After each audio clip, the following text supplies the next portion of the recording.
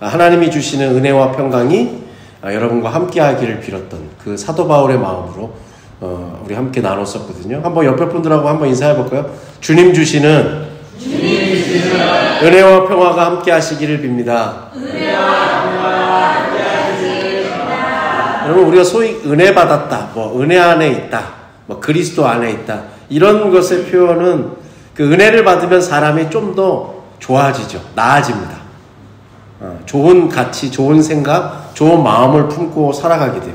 그리고 은혜 받은 사람의 특징은 조금 전에 기도할 때도 말씀해 주셨지만 다른 사람에게 무례하게 행하지 않아요. 함부로 행하지 않습니다. 다른 사람에 대한 너그러움이 있어요. 나와 좀 달라도 그들을 품을 수 있는 은혜 받았기 때문에 품이 넓어졌기 때문이죠. 근데 우리가 은혜 가운데 산다는 것은 하나님의 은혜가 나를 사로잡았다는 것이죠.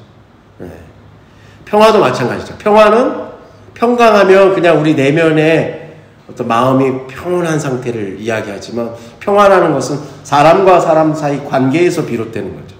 그냥 말로만 내 마음이 속편할 때만 평화가 아니라 다른 사람과의 관계가 좋을 때 우리가 평화롭다라고 얘기합니다. 즉 주님이 그 은혜와 평화를 주시기를 사도 바울의 에베소 교회 그리고 수많은 교회에 편지를 쓸 때마다 그것을 꼭 적어서 보내줬습니다. 자, 오늘 본문 3절부터 우리가 14절까지를 읽어봤잖아요. 여러분, 오늘 본문은 3절에서 14절 다 우리는 절이 끊어져 있고 문장이 뭐뭐 했습니다로 맞춰졌습니다만 원래의 원문은 3절부터 14절이 한 문장이에요. 그러니까 한 호흡에, 사도 바울이 한 호흡에 쭉 얘기하는 거예요. 우리는 그걸 다 끊어서 읽지만, 예를 들어서 1장 3절의 말씀 한번 보실까요? 1장 3절에 보면은 맨 처음에 뭘로 시작해요? 찬송하리로다. 그러면 맨 마지막 14절은 뭘로 끝나요? 그의 영광을 찬송하게 하려 하십니다. 그러니까 사도 바울이 주님이 주시는 은혜와 평화 가운데 여러분이 함께 하시길 빕니다. 그러면서 인사말을 한 호흡에 길게 하는 거예요. 찬송하기를 원합니다. 어떤 찬송? 하나님의 영광을 여러분이 찬송하기를 원합니다. 그것을 3절부터 14절까지 한 호흡에 한 문장으로 쭉 설명하는 거예요. 요 비슷한 게 어디에 나오냐면 요한복음에 나와요. 요한복음 1장을 한번 볼까요? 요한복음 1장 1절의 말씀 한번 읽어볼까요? 태초에 말씀이 계시느니라. 이 말씀이 하나님과 함께 계셨으니 이 말씀은 곧 하나님이시니라. 아멘. 우리는 장과 절이 나눠진, 그래서 읽기 편하게 구분되어 있는 성경책에 익숙하기 때문에 그런데 원래 이 말씀도 1절로 끝나는 게 아니라 요한복음 1장 14절까지예요. 태초에 말씀이 계시니라. 그리고 맨 마지막에 뭐라고 나와요? 은혜와 진리가 충만하더라. 하나님의 은혜를 받은 사람의 마음속에는 하나님의 말씀이 들어와서 은혜와 진리가 가득 차더라는 거예요. 그걸 요한복음 복음서의 맨 앞장에 시작을 하죠. 그러면 여러분 다시 오늘 본문 에베소 1장으로 돌아오면 찬송하리로다. 그의 영광을 찬송하리로다. 그러면 가운데 4절부터 13절까지는 뭘 써놓은 거냐면 그러면 우리가 무엇을 찬송해야 되는지, 왜 하나님을 찬송해야 되는지 그 내용, 이유를 쭉 써놓은 거예요. 한번 그 다음부터 한번 볼까요? 3절 다시 한번 볼게요. 3절의 말씀 읽어볼게요. 찬송하리로다. 하나님 곧 우리 주 예수 그리스도의 아버지께서 그리스도 안에서 하늘에 속한 모든 신령한 복을 우리에게 주시되. 아멘. 모든 신령한 복을 우리에게 주셨기 때문에 우리가 하나님을 찬송한다는 거예요. 쉽게 얘기하면, 줄여서 얘기하면 복을 주시는 하나님이라 찬송한다는 거예요. 4절도 그냥 여러분 눈으로 보시면 돼요. 밑줄 치시면 더 좋고, 여러분 성경책 4절에 보면 창세전에 그리스도 안에서 우리를 택하사 하나님을 찬송하자는 거예요. 하나님이 우리를 택하셨기 때문에 찬송하자는 거예요. 5절에는 뭘까요? 5절에는 우리를 예정하사, 하나님이 우리를 그 예전 옛날부터 우리를 미리 정하셨기 때문에 우리가 하나님을 찬송하자는 거예요. 6절의 말씀. 6절은 뭘까요? 6절의 가운데 보시면 우리에게 거저 주시는 바. 하나님은 우리에게 무슨 대가를 바라거나 뭔가를 바라시지 않고 그냥 거저 주시기 때문에 우리가 하나님을 찬송하자는 거예요. 자, 8절도 이어서 볼까요? 8절. 8절에는 뭐예요? 왜 우리가 하나님을 찬양해야 돼요? 모든 지혜와 총명을 우리에게 넘치도록 주셨기 때문에 우리가 하나님을 찬양하자는 거예요. 9절의 말씀. 그러면 우리가 또 왜 찬양해요? 9절. 그의 뜻의 비밀을, 하나님의 뜻, 하나님의 마음을 우리가 다 모르잖아요. 어떤 신비한 코드 암호가 아니라 하나님의 그 마음을, 하나님의 그 놀라운 신비로움을 우리에게 알려주셨기 때문에 우리가 하나님을 찬양하자는 거예요. 자, 마지막으로 10절 한번 볼까요? 10절의 말씀 한번 읽어볼게요. 하늘에 있는 것이나 땅에 있는 것이 다 그리스도 안에서 통일되게 하려 하심이라. 아멘. 하나님의 은혜가 구구절절 우리를 예정하셔서, 우리를 택하셔서, 우리에게 그냥 주셔서, 아무런 대가 없이 거저 주셔서 등등등, 하나님의 은혜가 너무나도 다양해서 그거를 우리는 찬송할 수밖에 없다고 사도 바울이 그냥 어떻게 보면 숨도 안 쉬어가면서 막 얘기하는 거예요. 이걸 너무 전하고 싶은 거예요. 그 하나님.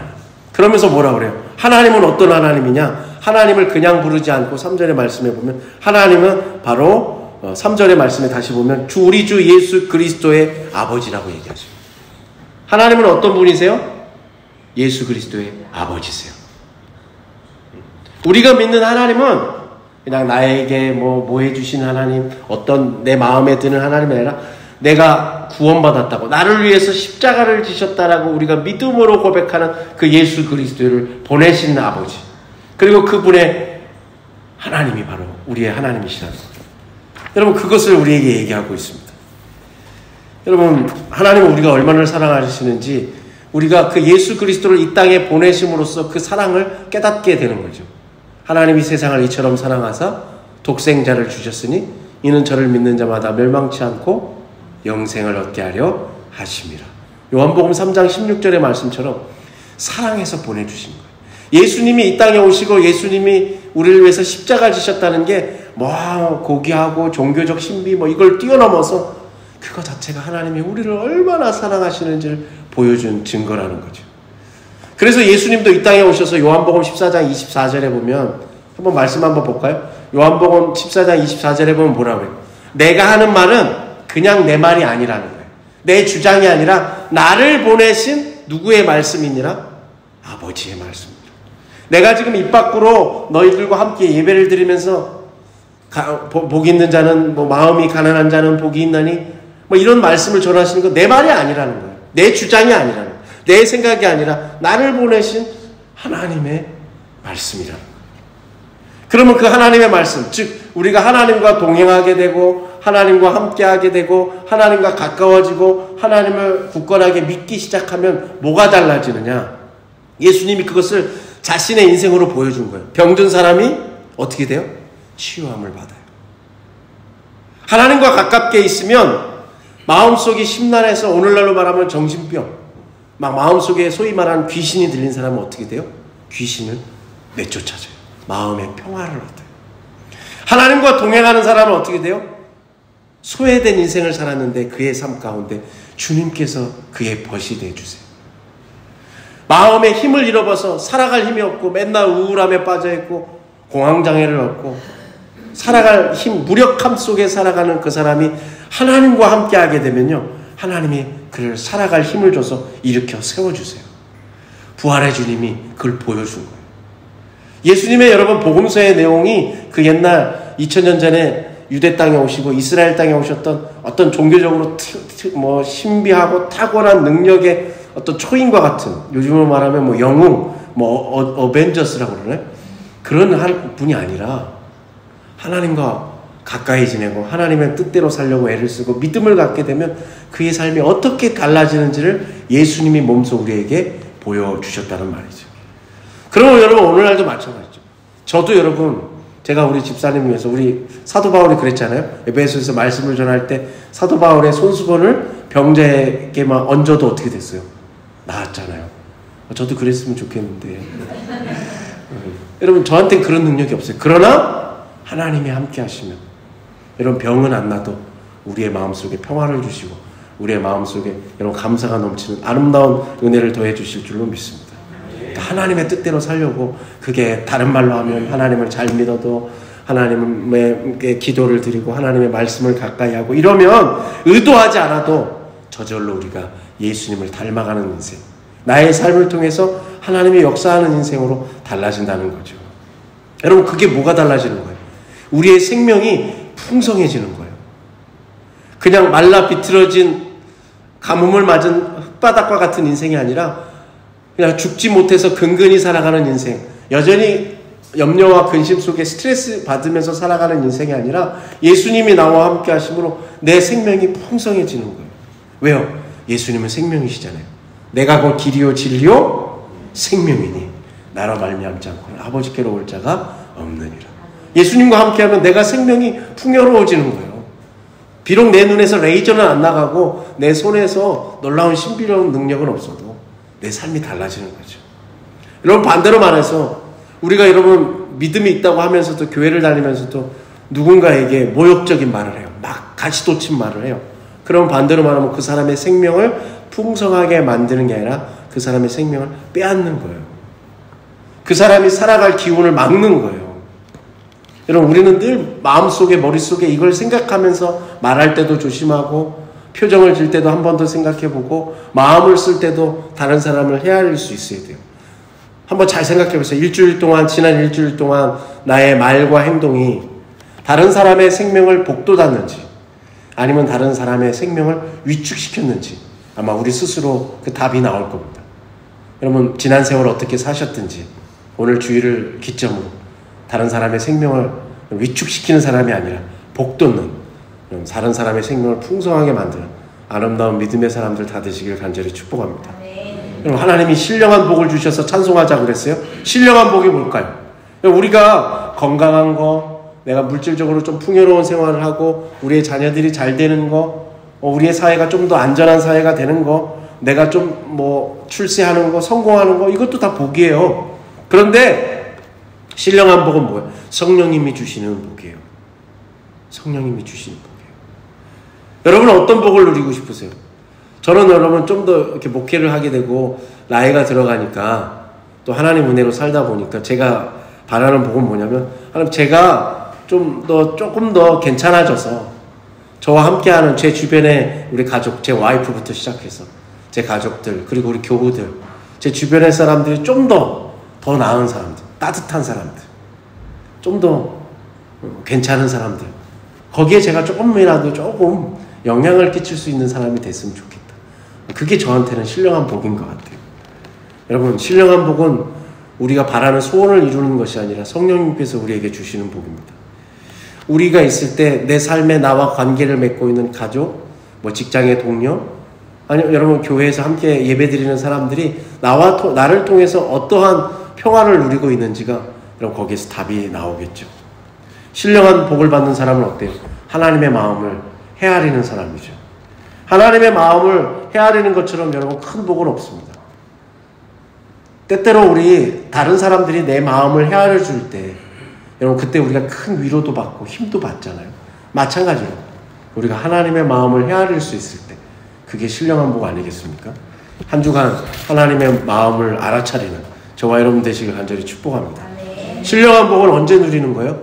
누누이 말씀드리지만 우리가 예수 그리스도 안에 있을 때, 예수 그리스도 안에 있을 때 그 복이 우리에게 자연스럽게 임하는 거예요.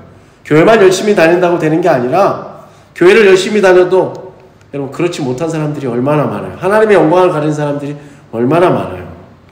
하나님의 마음을 알아서 나의 말과 행동이 그분을 닮아갈 때 거기에 있죠. 자, 4절부터 6절의 말씀 한번 볼까요? 4절에서 6절 한번 읽어볼게요. 곧 창세전에 그리스도 안에서 우리를 택하사 우리로 사랑 안에서 그 앞에 거룩하고 흠이 없게 하시려고 그 기쁘신 뜻대로 우리를 예정하사 예수 자기의 아들들이 되게 하셨으니 이는 그가 사랑하시는 자 안에서 우리에게 거저 주시는 바 그의 은혜의 영광을 찬송하게 하려는 것이라. 아멘. 하나님이 우리를 택하셔서 저와 여러분을 다른 말로 성도, 거룩한 무리라고 하잖아요. 근데 그 택하심이 언제요? 창세 전부터 예수 그리스도가 택하셨다는 거예요. 예수님은 2000년 전에 오셨잖아요. 근데 오늘 말씀에 사도 바울은 이 세상을 짓기도 전에, 창조하기도 전에 삼위일체 하나님, 성부 하나님, 성자 하나님, 성령 하나님이 우리를 택하셨다는 거예요. 그만큼 우리가 소중한 사람이라는 거예요. 그냥 이 세상에 던져져서 그냥 태어난 게 아니라는 거죠. 여러분, 그런 귀한 사람이라는 걸 우리가 알고 지내자는 거예요. 그래서 여러분, 우리가 그러면 하나님이 우리를 왜 택하셨을까요? 예수님 닮으라고요. 예수님 닮으라고. 뭘 닮으라고요? 예수님의 성품을 닮으라고. 여러분, 한 주간 예수님의 성품을 닮아가시는 저 여러분 되시길 간절히 축복합니다. 여러분, 우리가 자격이 있어가 아니잖아요. 어느 학교를 가거나 어디에 들어가려면 어느 자격을 획득해야지만이 우리가 어디에 들어가죠. 택하죠. 멤버십을 갖잖아요. 그러나 예수님은 우리를 창세전부터 택하셨을 때 아무런 자격 없이 은혜로 거저주셨다는 거예요. 대가 없이. 여러분, 그게 얼마나 귀해요. 그래서 거룩하고 흠이 없게 하셨다는 거죠. 거룩하고 흠이 없는 거는 구약 성경에 뭘 얘기해요? 하나님 앞에 드리는 제물, 양을 바치거나 비둘기를 바칠 때, 소를 바칠 때 그것이 깨끗하고 흠이 없는 것을 성별해서 구별해서 하나님 앞에 드리라고 이스라엘 백성들에게 계속 강조하잖아요. 사도 바울이 이 얘기를 왜 하는 거예요? 로마서 12장의 말씀처럼 내가 바로 하나님 앞에 드려질 산제물, 우리의 삶이, 내 인생이 거룩하고 흠이 없지, 여전히 흠이 많죠. 얼마나 못난 게 많아요. 그러나 예수님이 우리를 사랑하셔서 보혈 예수 그리스도의 십자가의 은혜로 날마다 우리를 깨끗하게 하시고 우리가 회개하기만 하면 별과 같은 하나님 앞에, 바람과 같은 하나님 앞에 내 자신의 부족함을 내놓고 회개하기만 하면 우리 하나님이 나를 또 깨끗하게 만들어주세요. 흠이 없게 만들어주세요. 그래서 뭐 하라는 거예요? 예수님을 닮아 살아가라는 거예요. 그러면 다른 사람들이 그걸 보면서 아름다운 인생을 또 같이 살아간다는 거죠. 여러분, 택한다는 말을 우리가 교회에서 많이 해요. 하나님이 나를 택하셨다고 얘기해요. 택한다는 것의 전제는 경계예요. 경계. 구분 짓는 거예요. 자, 창세기 말씀 한번 읽어볼까요? 창세기 그 다음에 말씀이 있어요. 창세기 2장 16절 17절 한번 읽어볼게요. 여호와 하나님이 아담에게 명하여 이르시되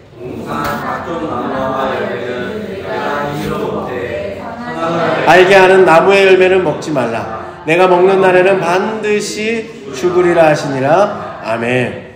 에덴 동산을 만드시고 아담과 하와한테 야, 여기 있는 것들 다 즐겨. 그러나 딱 하나, 동산 중앙에 있는 선악을 알게 하는 나무의 열매는 먹지 마. 왜? 이걸 먹으면 반드시 죽어. 나머지는 다 해. 경계를 주죠.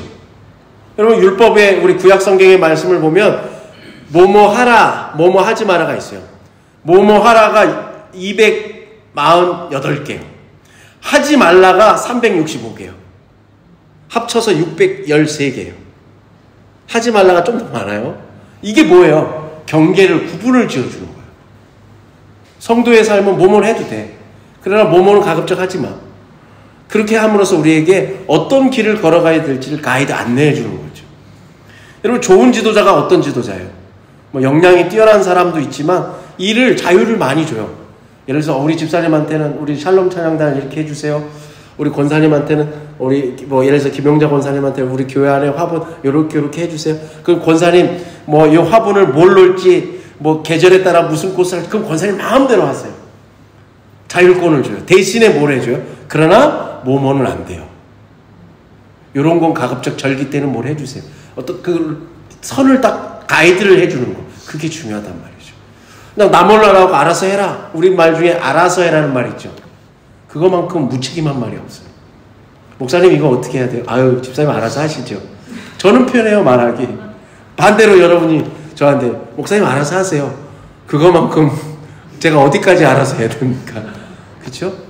근데 하나님 분명히 뭐뭐 해라는 248개, 뭐뭐 하지 말라는 365개를 정해 주셨어요. 여러분, 또 하나 우리를 택하셨다는 것의 다른 뜻은 우리를 하나님의 상속자로 삼으셨다는 거예요. 로마서 8장 17절의 말씀 한번 읽어볼까요? 로마서 8장 17절입니다. 읽어볼게요. 자녀이면 또한 상속자, 곧 하나님의 상속자요, 그리스도와 함께 상속자니 우리가 그와 함께 영광을 받기 위하여 고난도 함께 받아야 할 것이니라. 아멘. 얼마나 놀라운 이야기. 저와 여러분은 누구의 상속자예요? 하나님의 상속자예요. 하나님의 자녀이면서 하나님의 것을 물려받을 상속자예요. 상속자는 영광을 누리죠. 그러면서 뭐래? 거기에 따른 책임을 져야 돼요. 그리고 그 상속을 받기 위해서는 그 상속을 받기까지 견뎌내야 돼요. 고난을 받을 수 있어요.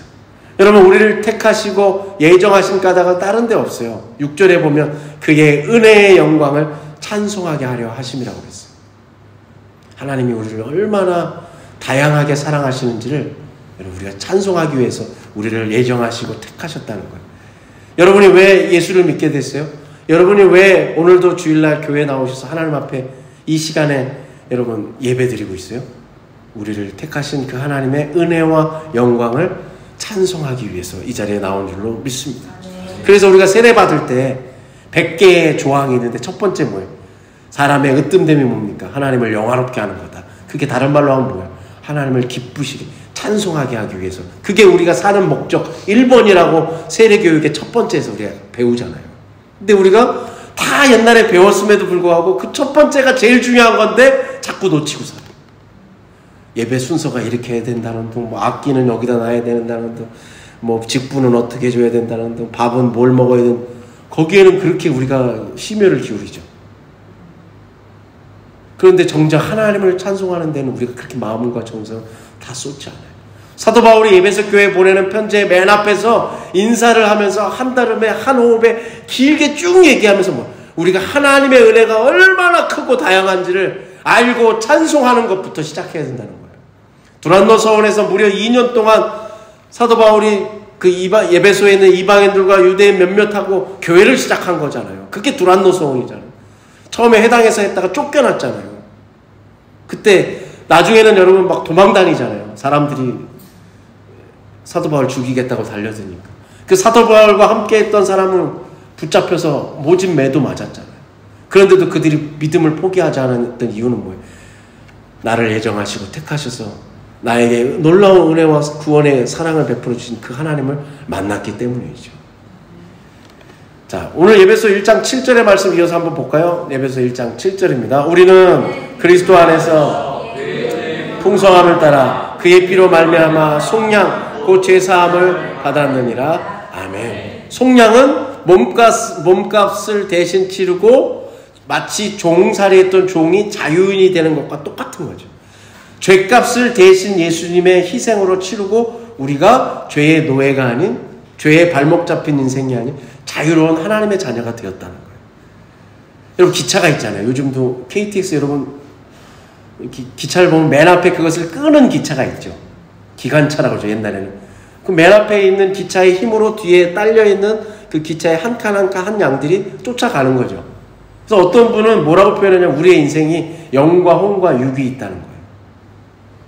근데 맨 앞에 있는 기차가 영인 사람은 영이 혼과 육을 끌고 가는 인생이 되는 거예요.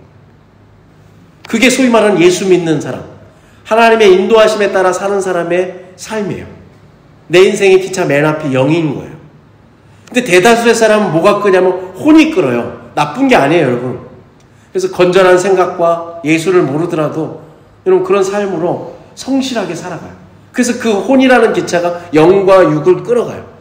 그런데 점점 세상이 여러분 물질의 세상이 되고 예전보다 더욱더 풍요로운 세상이 됐지만 마음이 각박해진 세상이 바뀌면서 뭐가 맨 앞에 기차로 선두에서요? 육이라는 기차가 서는 거예요. 그럼 나머지 영과 혼이 거기에 끌려가는 인생이 되는 거예요. 여러분, 영으로 산다는 게 뭡니까?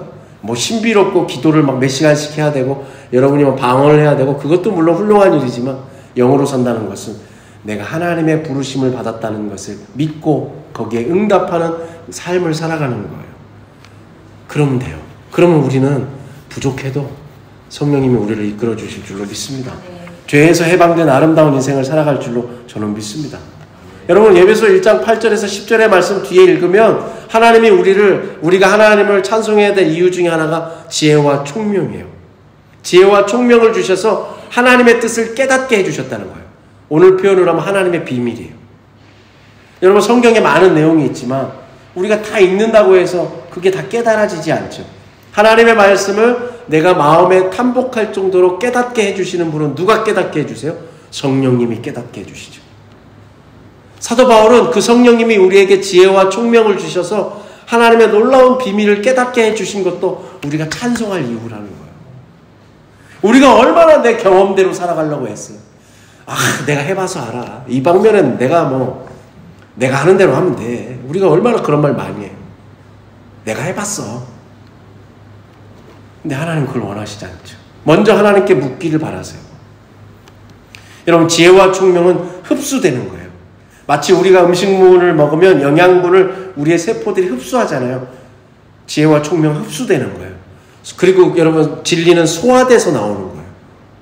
소화되지 않고 하면 여러분 내게 아니에요. 저와 여러분이 하나님의 말씀을 우리가 매주 나누잖아요. 여러분 마음속에 피가 되고 살이 되게 흡수되고 소화되시기를 간절히 축복합니다. 자, 요한복음 15장 15절 한번 읽어볼까요? 요한복음 15장 15절의 말씀 한번 읽어볼게요. 이제부터는 너희를 종이라 하지 아니하리니 종은 주인이 하는 것을 알지 못함이라. 너희를 친구라 하였으니 내가 내 아버지께 들은 것을 다 너희에게 알게 하였음이라. 아멘. 이 말씀을 읽을 때마다 참 감동이 되죠. 예수님이 이제는 너희를 종이라 하지 않고 누구라 부르신다? 나의 친구. 이 사람은 누구예요? 제 친구예요. 제가 바로 이 사람의 친구입니다. 예수님이 우리에게 그렇게 해주시는 거예요. 여러분, 얼마나 큰 은혜예요. 친구는 어떤 사이예요? 우정이라고 그러잖아요. 뜻을 나눈 사이예요. 뜻을 나눈 사이. 피를 나누진 않았어도 뜻을 나눈 사이가 여러분 친구거든요. 근데 예수님은 어때요? 피를 나누셨어요. 그리고 하나님의 말씀을 나눈 사이. 그게 예수님과 우리 사이예요. 그래서 지혜와 총명을 주시는 거예요. 그 지혜와 총명의 내용은 뭐예요? 그리스도 안에서 때가 찬 경륜이에요.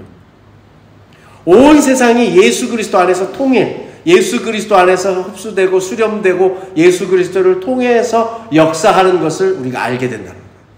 내 개인의 역사도, 내 개인의 인생도, 우리 자식의 살아갈 길도 그 모든 것이 예수 그리스도 뜻 안에 있다는 것을 우리가 깨닫는 거예요. 그게 지혜와 총명이에요.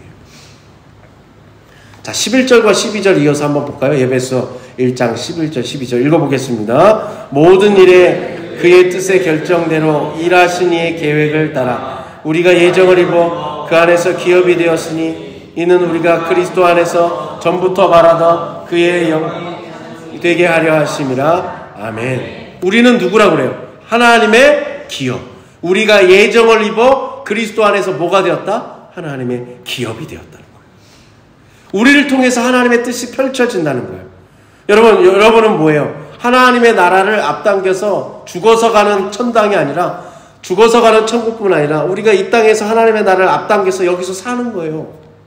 여러분의 가정이 문을 탁 열었을 때 이놈의 집구석 여러분 너무 찰떡같이 입에 붙지 않습니까?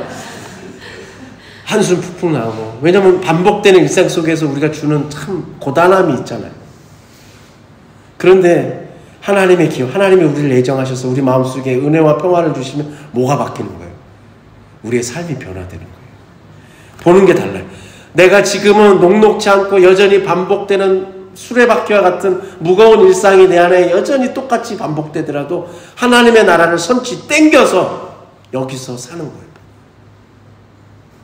그래, 이 집 예수님이 나와 함께 하시잖아요. 여러분 옛날에 우리 집집마다 걸렸던 대표적인 액자 있었잖아요. 2차 세계대전 때 어느 조종사가 찍으라 해서 찍었더니 눈송이 가운데 이 보고는 식탁 가운데 주인이시고 이런 액자 있었잖아요. 유명한 거. 보이지 않는. 그래서 밥 먹을 때마다 예수님이 날 쳐다보는 것 같고. 그 액자 하나를 놨어도 놈으로써 우리가 예수님이 이 식탁 가운데 함께하는 걸 느끼는 것처럼 고단한 나의 삶 가운데 여전히 나와 함께 하시고 때로는 나를 업고도 다니시고 내가 막 기뻐할 때 누구보다도 막 기뻐하시고 내가 눈물을 흘릴 때는 여전히 내 눈물을 닦아주시는 그 하나님, 그것을 내가 오늘 삶 속에서 땡겨서 맛보는 거예요. 그래서 믿는 사람들이 그렇게 사는 걸 보면서 지난 시간에 말씀드렸듯이 우리의 삶이 다른 사람들에게 그리스도의 뭐가 된다고요? 편지가 되는 거죠. 야, 우리 아무개는 저렇게 살면 나는 참 힘들어서 도망치고 싶을 텐데 어떻게 저렇게 살지? 그들에게 예수님이 살아계심을 내가 꼭 교회 다니세요, 예수 믿으세요, 전하지 않아도 나의 말과 행동과 내 일상의 삶을 통해서 그들에게 편지처럼 보여주는 거예요. 그래서 사도 바울이 맨 마지막 12절에 뭐래요? 그의 영광이 찬송에 되게 하려고 우리는 예수 믿는다는 거예요.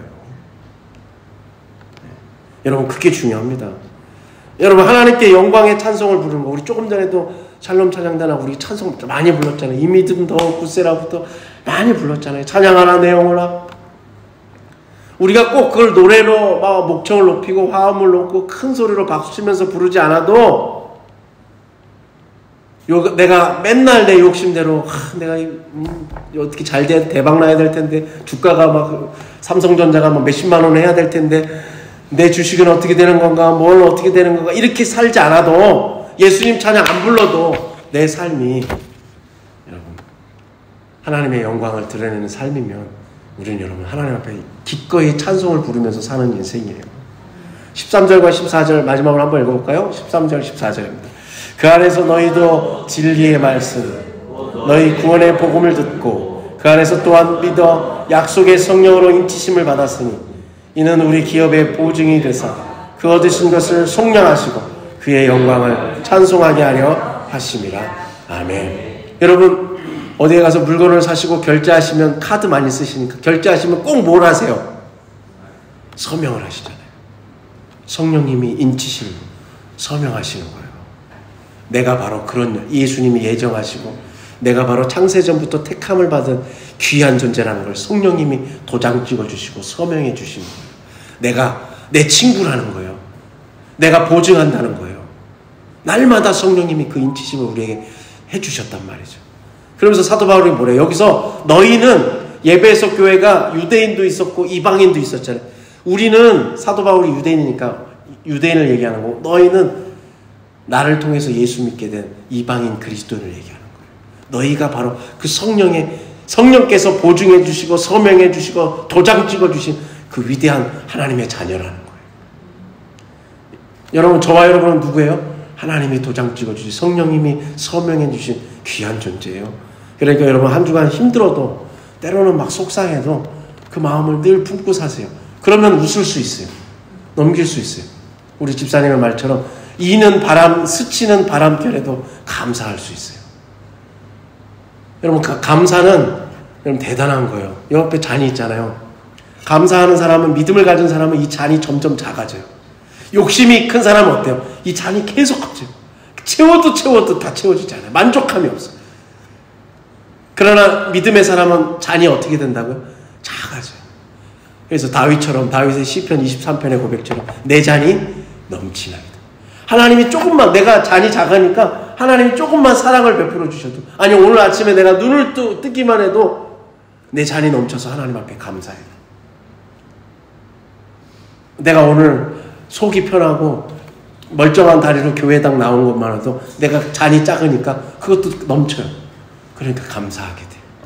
저는 여러분 우리 교회가 우리가 뭐 적은 숫자가 모여서 기도하지만 저는 이제 다른 분들에게 뭐라면 우리 교회는 작지만 아름다운 교회라고 소개하거든요. 저의 방점은 아름다운 교회예요. 하나님 보시기에 아름다우면 된 거잖아요. 여러분 하나님이 채워주실 줄로 저는 믿습니다. 여러분 우리는 뭐만 하면 돼요? 찬송하면 돼요. 옆에 사람을 소중하게 생각하면 돼요.